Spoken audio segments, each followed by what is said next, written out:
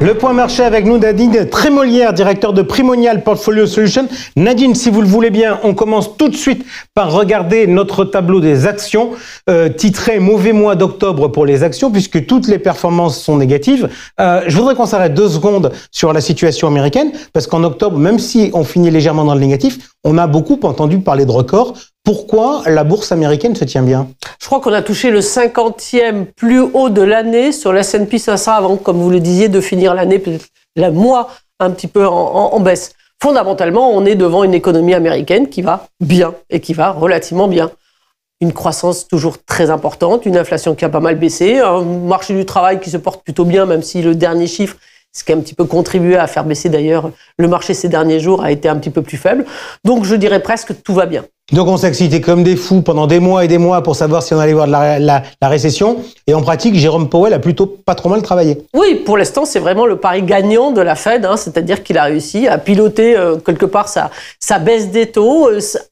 On pensait qu'il était peut-être un peu en retard de la courbe, donc que la récession pointait son nez. Et puis, force est de constater que pour l'instant, tout va bien. Allez, on revient sur notre tableau. Il y a un endroit où, en revanche, ça va pas bien. On en a pas mal parlé cette année. C'est les small caps. Moins 4,5% sur le mois. Une performance de 4,7% depuis le début de l'année. C'est le plus triste, j'aurais tendance à dire. Bon, si on exclut le CAC 40.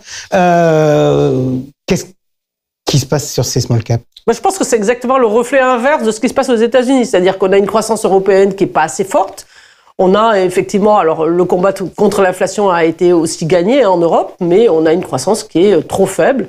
Et on sait que les petites et moyennes capitalisations, elles ont besoin quand même d'avoir une croissance. Ce sont des sociétés qui sont moins exportatrices, qui sont plus locales, et que la situation, on va dire, difficile de l'Europe pèse sur ces valorisations. Je voudrais venir vous chercher sur un débat de place. J'entends dire, désormais, les large caps, c'est très difficile à battre lorsqu'on est un gérant actif. Donc, il faut faire des ETF sur les large caps et de la gestion active sur les small caps. Vous répondez quoi à ça? Je réponds que j'ai des exemples. Malgré tout, on en parlera peut-être plus tard quand on parlera de l'allocation d'actifs, mais on a des fonds qui performent ce mois-ci. On peut citer le JP Morgan US Technology qui est en hausse de 3 à 60%. Contre un indice Nasdaq qui fait moins 0,50. Donc oui, c'est plus difficile de surperformer des larges capitalisations parce qu'on sait que la performance, elle est apportée par un faible montant, un faible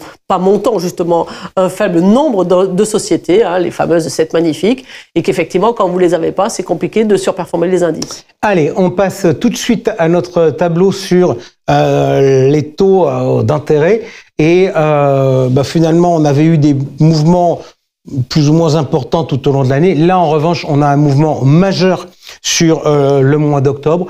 On voit tout de suite le 10 ans américain qui passe de 3,78 à 4,29%, 50 points de base dans le mois. Le mouvement est un peu moins important en Europe avec 2,39% pour le Bund allemand, c'est-à-dire 27 points de base par rapport à la fois précédente. La France est repassée au-dessus des 3%. Qu'est-ce ça? Le Trump trade, ce qu'on appelle le Trump trade, c'est-à-dire que les marchés ont réalisé que la victoire de Trump était peut-être un peu plus inflationniste. Premièrement, elle était plus certaine qu'une victoire de Kamala Harris. On le verra ce soir, ou j'espère qu'on le verra ce soir, mais j'ai peur que ça peut-être durer quelques jours de plus si c'est vraiment très très serré. Mais donc le marché s'est commencé à justement envisager la victoire de Trump et ça se traduirait par une inflation un peu supérieure à ce qu'on peut imaginer dans un scénario de victoire de Kamala Harris. Donc effectivement, il y a un peu ces courbes des taux qui se sont repentifiées et ça s'est fait à la hausse des taux longs. Alors en revanche, s'il y a quelque chose qui est globalement quand même relativement stable, c'est l'évolution des spreads de crédit européens qui restent à des niveaux 59 points de base pour l'investment grade. Ça bouge pas. Oui, ça reflète l'appétence des investisseurs pour cette classe d'actifs, notamment parce que avec l'augmentation des taux de rendement sous-jacents gouvernementaux, des spreads qui sont stables, on a un rendement qui s'est légèrement amélioré. Donc pour des nouveaux entrants, quelque part, on va dire un portage qui est toujours attractif. Et je pense que c'est ça qui reflète quelque part l'engouement de cette classe d'actifs, qui a aussi expliqué peut-être la faiblesse du marché action européen, parce qu'il y a eu une espèce de transition des investisseurs vers les taux européens vers les taux de crédit européens. Notamment. Portage, c'est un mot qu'on va encore utiliser dans les prochains mois sur le marché obligataire? Très clairement, on cherche on a des taux de portage entre 4, 5%, et éventuellement 6% quand vous allez sur les sociétés les moins bien cotées sur ce qu'on appelle le high yield. Effectivement, c'est des niveaux qui sont toujours attractifs. Alors, on passe maintenant à notre allocation d'actifs. Allocation d'actifs qui, en fait, vous précisez une vision très large de l'allocation d'actifs, puisqu'on n'a pas que des marchés financiers traditionnels. Oui, surtout, on voit très bien que les marchés financiers, malgré tout, apportent quand même un certain nombre de volatilités. Je veux dire, cette volatilité est inhérente à cette classe d'actifs. Or, on a l'avantage, c'est que nous, on a la capacité justement de pouvoir utiliser de plus en plus dans les contrats assurance-vie plein de classes d'actifs. Et c'est ça qui va apporter la richesse de notre contrat assurance-vie, c'est de pouvoir se mettre sur des actifs aussi différents que du private equity, qui est investi dans l'économie réelle européenne, sans la volatilité des small caps. C'est peut-être aussi ça, petit à petit, cette augmentation du private equity européen. Peut-être cache un petit peu la réalité de ce qui se passe sur la small cap. C'est-à-dire qu'il y a des flux en dehors du small cap qui sont rentrés dans le private equity. Alors pour autant, j'entends cette diversification sur des classes d'actifs, puisqu'on a 45% dans cette allocation équilibrée de fonds en euros, on a de l'immobilier, on a de la dette privée, etc.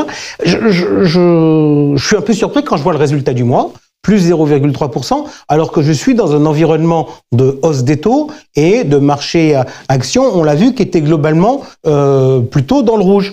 Alors, les rendements, entre guillemets, ils n'ont pas forcément beaucoup bougé sur les taux crédit, et donc on a toujours ce portage qui a été compensé le fait que les taux ont légèrement augmenté. Puis, on a regardé le 10 ans, le portage sur, les taux sur le crédit, c'est plutôt des maturité courte, 3, 4, 5 ans maximum. Donc la hausse des taux a été quand même moindre sur cette partie de la courbe des taux plutôt que sur la partie longue. Ça, c'est la première explication. Le private equity se porte toujours relativement résilient. La dette privée que l'on a intégrée, pareil, c'est plutôt des choses sur lesquelles le portage nous ajoute quelques petits BP tous les jours. Et puis, on a 20% de parties liquides. Et sur ces 4 fonds qui représentent nos 20% de parties liquides, on en a quand même 2 qui sont en hausse significative, qui sont, comme je vous l'ai dit, le JPM US Technology, l'échiquier World Equity Growth, donc des fonds avec un gros biais américain. Et comme on disait un petit peu en début, le marché américain maintient mieux ses positions que les marchés européens. Donc la performance a été tirée par les fonds actions ce mois-ci. Merci beaucoup Nadine Trémolière. Tout de suite, le journal décalé de Georges Delataille.